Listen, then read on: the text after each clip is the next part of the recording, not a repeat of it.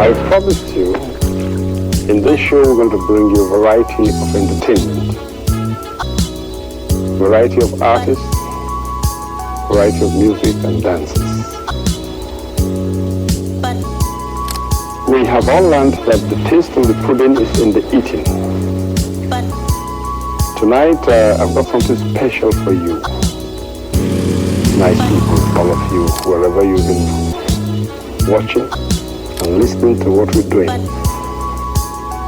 Now, I did a composition, Yara Manyangobi. The meaning of that is that the children of today are automatically the leaders of tomorrow. And as we, the older ones, are feeding out of the show, we are expecting you, the younger ones, to come up, pick it up, and do better than what we did.